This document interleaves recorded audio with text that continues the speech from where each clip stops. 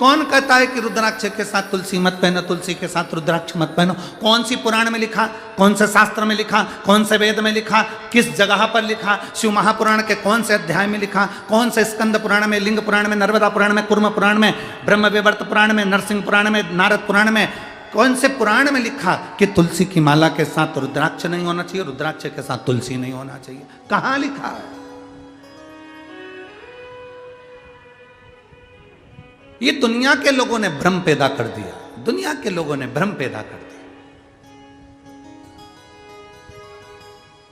तुलसी के साथ रुद्राक्ष मत पहनना, रुद्राक्ष के साथ तुलसी मत पहनना।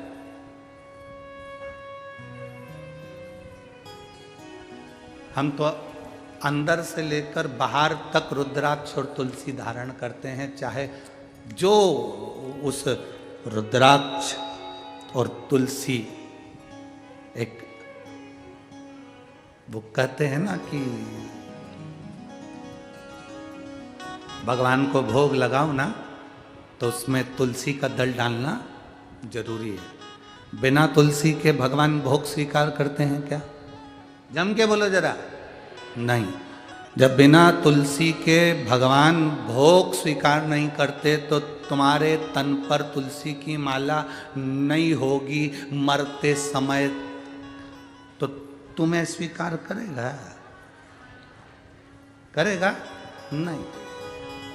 और जब तुम्हारे गले में एक रुद्राक्ष पड़ा होगा, जब तुम्हारे गले में एक रुद्राक्ष की माला होगी या रुद्राक्ष पड़ा होगा, तो बैकुंठ तुम जाओगे तो तुम्हें महादेव अपने नंदी पर बिठाकर अपने साथ लेकर बैकुंठ तक जाते हैं।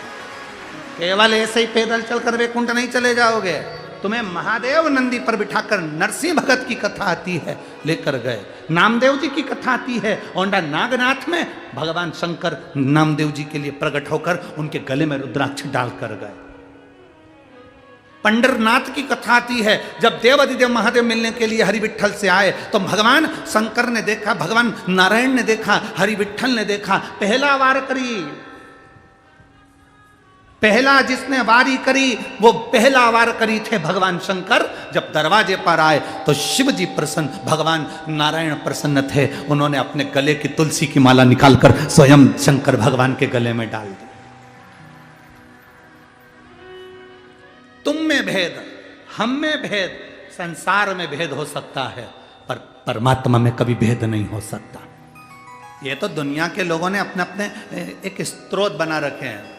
राम जी, शंकर जी के मंदिर मत जाना, शंकर जी का प्रसाद मत खाना, शंकर जी के मंदिर में जल मत चढ़ाना, शंकर जी को स्त्री स्पर्श नहीं करे। अगर शंकर जी को स्त्री स्पर्श नहीं करे तो पार्वती क्यों शिव जी की पूजन करे?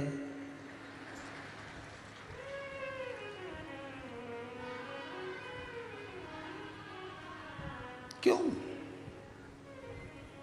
अगर स्त्री स्पर्श नहीं करे तो बाबा घृष्णेश्वर की कथा कहती है, 12 ज्योतिर्लिंग में से एक ज्योतिर्लिंग घृष्णेश्वर ज्योतिर्लिंग।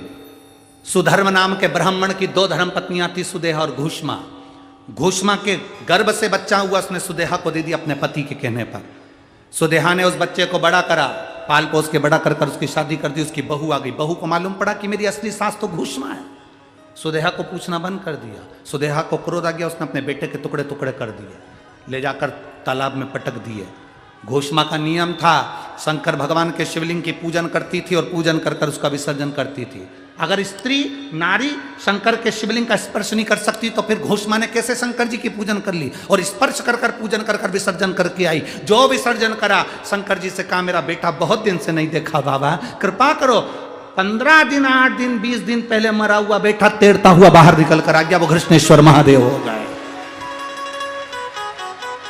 वो घृष्णेश्वर महादेव हो गए। जरा विचार करिए, कौन कहता है कि नारी शिव जी का पूजन नहीं कर सकती? माता सीता ने शंकर भगवान का पूजन करा, माँ कौशल्या कैकेयी सुमित्रा शिव जी का पूजन करती हैं, माता यशोदा शंकर का पूजन करती हैं, यशोदा जी की माँ भगवान कृष्ण की नानी पाटला देवी शंकर जी का पूजन करती हैं,